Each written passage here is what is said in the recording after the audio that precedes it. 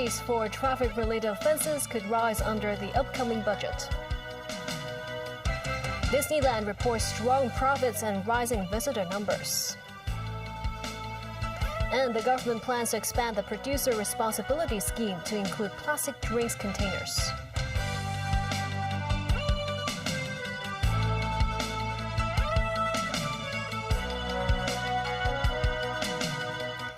Good evening, and thank you for joining us. The government's budget is poised to be unveiled by Financial Secretary Paul Chan tomorrow. It is understood the administration intends to raise the penalties for traffic-related offences, an adjustment that has not been made for some 30 years. They include raising fines against illegal parking from the current $320 for most offences to at least $400. Currently, at least 60 traffic-related offences are subject to a fine of $320 to $1,000. The fines charged, including illegal parking, have not been adjusted since the 1990s. It's understood the government's budget will propose a raise. The government is reportedly inclined to raise the fines for illegal parking from the current minimum of $320 to about $400 to $480. For speeding offences, at present, the fixed penalties for speeding will be replaced by a penalty system that relates to how far the motorists have gone beyond the speed limit, with a fine ranging from $320 to $1,000. Reportedly, the government is considering an upward revision across all penalty levels for the offence. Possible hikes in fines against drop-offs on traffic lanes marked with double yellow lines as well. This truck driver said it's hard for them to accept heavier fines as they are already having a hard time financially. This motorist doubted if such fines will bring much income to the public coffers anyway. Lawmaker and surveyor Tony Tse said the increase in fines might increase the government income by an additional $900 million to $1 billion. But he expects backlash from the public opinion in the early stage of implementation, so he said it's best to adopt a 3-month transition period for the public to get used to the policy. The new budget will be released with the government facing a budget deficit close to $100 billion. Some experts say the government should not expand the city's tax base as a way to tackle the deficit. Memo Sangai reports. All eyes are on how the government will tackle the financial deficit in the new budget. Members of the public have proposed ideas for expenditure cutting and revenue increase. These include an expansion of the city's tax system by introducing new duties ranging from consumption to land departure. Known for its simplicity and transparency, the tax system is often seen as one of Hong Kong's strengths. A taxation expert said now is not the appropriate time to broaden the city's tax base. This simplicity definitely will have another side of features where it is usually more sensitive to economic development because of the internal, external, and even on the U.S. trade protective measures.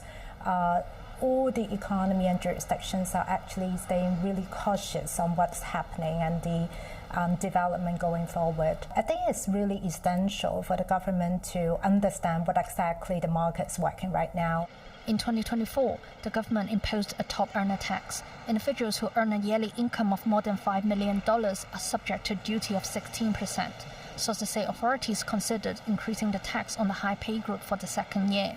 Some are concerned the policy may affect the competitiveness of the SAR in attracting talent.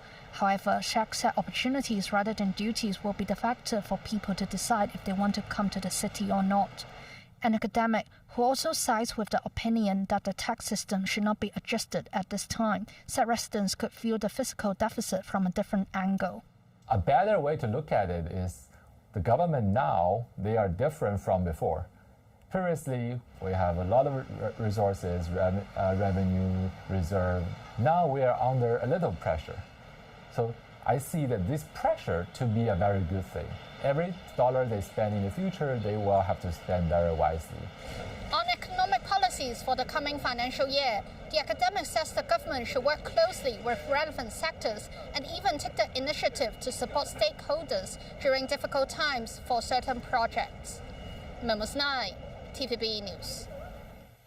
A reminder, TVB Pearl will broadcast Financial Secretary Paul Chan's budget tomorrow live at 11 in the morning. Hong Kong Disneyland returned to profit in 2024, with its net gains reaching $838 million. That has also marked its highest profit since the park opened in Hong Kong nearly 20 years ago. This year marks the 20th anniversary of Hong Kong Disneyland, which is also met with good news, a long-awaited turnaround in profitability in 2024 after 9 years of losses. With an income of $8.8 billion, the park reported a net profit of $838 million. The park said it has started repaying the loans borrowed from the government and the Walt Disney Company. In the first quarter of 2025, more than 60% of the loans have been repaid. Last year, Hong Kong Disneyland welcomed 7.7 million visitors, up by 21% year-on-year. The park said the increase came from not just the locals, but also thanks to a strong rebound in visitor arrivals from the mainland and Southeast Asian markets. We are doing research as well. So we see in Tokyo, Disneyland is very crowded than here in Hong Kong. That's why we choose the Hong Kong. It's easier to go to. Unlike Japan, we have to apply for visa. And this is nearer. The park said it will fund the 20th anniversary celebration and a new Pixar-themed attraction itself. While it is our hope that we pay off the loan as soon as is prudent, we are continuing to invest in the future. All of the 20th anniversary celebration elements are funded solely by Hong Kong Disneyland. As it relates to new source markets, recently is the appeal of the Muslim community to Hong Kong. I can tell you that we've been a leader in this space. We have halal food. We have other amenities such as prayer rooms and others to make guests feel welcome from everywhere. Eligible staff will see a salary hike of 3.6 to 5%, with a 2.4 months worth of bonus based on performances. The government is planning to amend the legislation to expand the producer responsibility scheme, encompassing plastic beverage containers and beverage cartons. Secretary for Environment and Ecology Tse Chin-wen said to trim the cost of recycling, they are aiming to adopt the market-led approach. That means beverage suppliers will be responsible for the recycling efforts. Some 7 million to 8 million plastic bottles are produced in Hong Kong every day. Most end up in landfills. The government plans to amend the legislation to revamp the producer responsibility scheme with a market-led model. The scheme will be rolled out in 4 phases. The first phase will cover the recycling of plastic bottles and carton drinks. The targeted recycling rates are set at 30% and 10% respectively. The final phase sets sights on bringing the recycling rates up to 70% and 50% respectively, about 6 to 8 years after the launch of the project. Secretary for Environment and Ecology Tse Chin-wen said product suppliers can choose to handle the recycling work themselves or outsource the efforts to other companies at their own expense. Secretary for Environment and Ecology Tse Chin-wen said the government is only setting the recycling targets and the minimum rebate amount, but the companies will have the market-led flexibility on the ways to recycle so as to trim the overall recycling costs. Tse said a registration system will be in place under the scheme, meaning all drinks will bear a registered label before they can be sold in the market. He said such requirements apply to outlets including supermarkets, convenience stores and mom-and-pop shops, but also parallel import traders. Tse said beverage suppliers fail to meet the recycling target will be fined. Hong Kong's first homegrown artificial intelligence large language model was officially launched today. Celine Chan reports. Hong Kong's first locally developed generative artificial intelligence model, Hong Kong Guy V1, can recompose songs and even generate an AI singer to perform the piece. Sponsored by the government, the team led by the Hong Kong University of Science and Technology adjusted the parameters of the state-developed DeepSeek open-source large language model and came up with the Hong Kong Guy V1 model. The team labeled Hong Kong data and fed the model with the data to localize the AI model. In addition to generating tables immediately after conducting online research, the model can even generate videos based on just one photo. It supports Cantonese, English, and Putonghua. Secretary for Innovation, Technology and Industry Sun Dong deemed the introduction of the generative AI tool a remarkable innovation and technological achievement beneath the Lion Rock, as it took the team just 1.5 years to launch the product from scratch. Around 70 government departments have started using the AI tool since its beta version launched last year. The team said their goal is to make the model available to the public gradually. While both free and paid versions will be offered, they'll try their best to make sure most functions are available free of charge. Celine Chan, TVB News. Chinese-developed artificial intelligence model DeepSeek has garnered global attention after its launch. The China National Intellectual Property Administration said it rejected 63 bad faith trademark registrations related to DeepSeek. Here in Hong Kong, several company registrations could be seen bearing the same or similar names as DeepSeek. This is the Hong Kong registered office of one newly registered company that bears DeepSeek in its name. Located in a commercial building in Mong Kok, the company is a business secretary firm, but DeepSeek is nowhere to be found on the building directory. The city also saw several newly established companies on the 5th and 7th of this month named Deep Search, DeepSeek Hong Kong, and DeepSeek.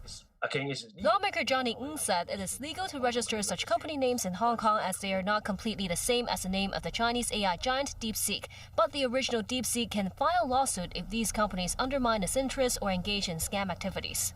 When the original owner, like DeepSeek, they found that there's some company registered the same name with them, with some illegal profits, they can have a legal civil case. But I think in Hong Kong, we can think about whether we can do more proactively for the company registry or the trademark agency in order to make sure do more protections for the new rising company. But need to balance about whether it will damage to our business environment. The mainland found 63 cases of bad faith registration of trademarks, including applications with the name DeepSeek or DeepSeek's well motive. The China National Intellectual Property Administration said some enterprises submitted trademark registration applications with suspected intentions to attract attention, seek improper benefits, or even provide illegal services. The administration said it will handle the alleged malicious applications to maintain a good business environment and the order of trademark registration. And still ahead, Donald Trump meets Emmanuel Macron in the White House. The U.S. sides with Russia in United Nations votes on the Ukraine war. The U.S. is pressuring allies and chip makers to add more restrictions on China's chip industry.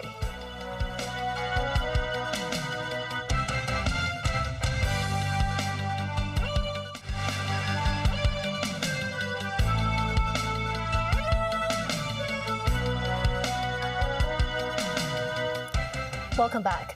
U.S. President Donald Trump met with French President Emmanuel Macron in Washington on the third anniversary of the Russia-Ukraine conflict. Trump said he was hopeful that the war was nearing an endgame. He also alluded to the idea that Putin would accept European peacemakers to enter Ukraine post-conflict. Tracy Furness has more. Sitting side by side in the Oval Office, a long, firm handshake signalling unity, even though there have been some differences on the way ahead for Ukraine between Trump, Macron and other European leaders, including on the subject of compensation. Just so you understand, Europe is loaning the money to Ukraine. They get their money back. No, in fact, to be frank, we paid 60% of the total effort, and it was through, like the US, loans, guarantee, grants, and we provided real money, to be clear. Yeah. We have 230 billion frozen assets in Europe, Russian assets, but this is not as a collateral of a loan because this is not our belonging. So they are frozen.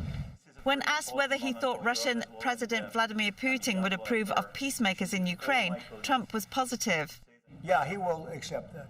I've asked him that question. You talked to him? I've asked him that question. Is he going to lift the block on the... Because he's not, look, if we do this deal, he's not looking for more war. Turning to tariffs on Canada and Mexico, Trump said they are starting next month after a month-long suspension on the planned import taxes that could potentially hurt economic growth and worsen inflation. We're on time with the tariffs, and it seems like that's moving along very rapidly. We want reciprocity. We want to have the same.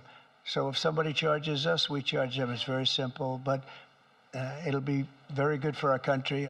On February 1st, Trump signed an executive order to impose a 25% tariff on goods imported from Mexico and Canada, with a 10% tariff increase specifically for Canadian energy products. Separately, the French president told Fox News after meeting with Trump that he hoped he had convinced the US leader to avoid a possible trade war. Macron said the US and European economies are intertwined, and Trump's plan to hike tariffs to levels he feels are fair would make it harder to challenge China's industrial strength. Tracy Furness, TVB News. The United States twice voted with Russia at the United Nations on debates about the war in Ukraine. President Trump's change of emphasis was apparent as the U.S. drafted and voted for a resolution at the Security Council calling for peace, but not mentioning Russia as the aggressor. David Garrett reports. At the UN Security Council, America's change of direction is clear. Citing the bold leadership of President Trump, the U.S. sets out a path toward peace in Ukraine. I would say rest assured that we too seek this durable peace, and we would remind these colleagues that this resolution is not a peace deal and it imposes no costs. Rather, this resolution represents the path to peace. Current rotating President China's Fu Xiong calls for the Council to vote. The US drafted resolution acknowledges tragic loss of life during the conflict and asks for a swift and lasting peace, but does not mention Moscow's aggression. The UN Security Council approves the American resolution with 10 votes in favour, including China. Beijing calls on the Security Council to play a constructive role in promoting peace talks. 5 abstentions, all from Europe. It's the first time the UN's most powerful body has reached consensus since the war started 3 years ago. The Council calling for an end to the conflict, backing the US's path to peace. It is a first step, but a crucial one of which we should all be proud. Now we must use it to build a peaceful future for Ukraine, Russia, and the international community. I thank you.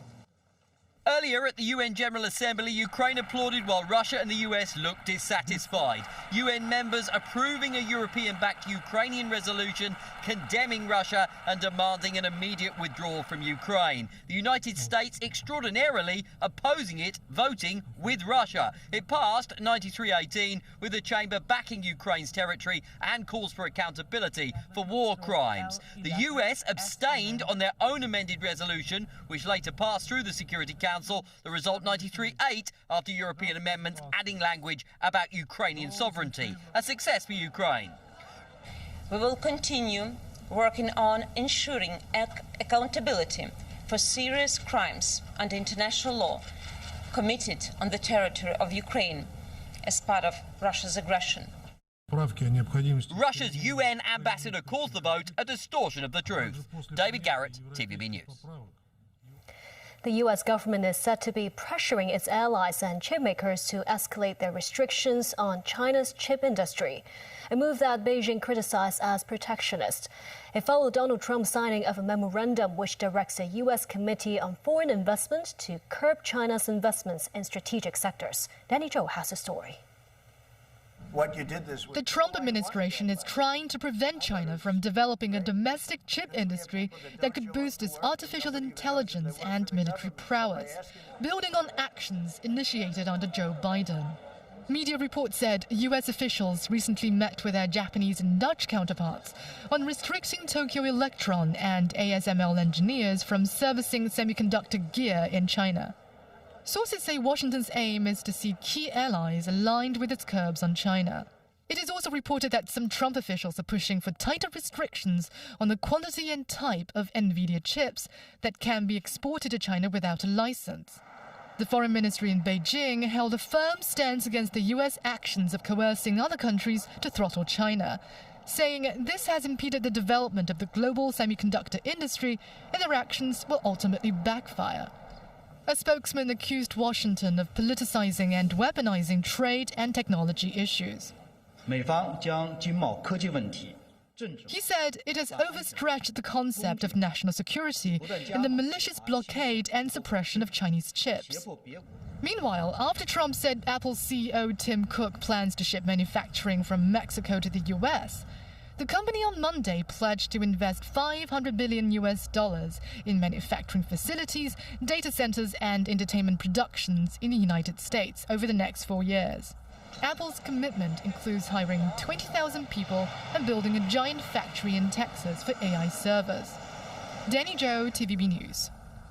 Back locally, police have arrested 3 people, including a 16-year-old student, on suspicion of reselling fake tickets for the opening ceremony of the Kai Tak Sports Park.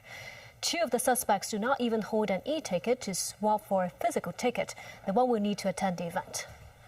The sports park is slated to open on March 1st. More than 8,000 tickets were up for grabs online last Friday at the price of $10 each. Police received reports about alleged ticket scalping activities. The tickets were put up for resale at inflated prices of up to $2,000. 3 sellers aged between 16 and 33 were apprehended on suspicion of attempts to defraud, including a student and a makeup artist. Earlier this month, Taiwanese actress Bobby Xu, also known as Big S, died suddenly from flu complications. Professor David Hui, the director of S.H. Ho Research Center for Infectious Diseases at the Chinese University, said in TVB's Straight Talk program that many Hong Kong residents have since flocked to get vaccinated. Well, every year the government has stocked a certain amount. I think the recent news of the celebrity who passed away due to flu increased the public awareness. So people now, they go for the vaccines. It takes 2 weeks to build up antibody. Now, the vaccine is not 100% protective.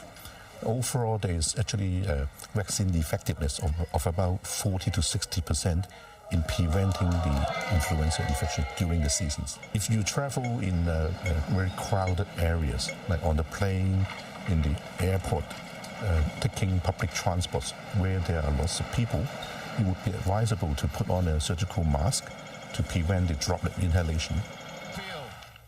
And that's the news. Thank you for watching.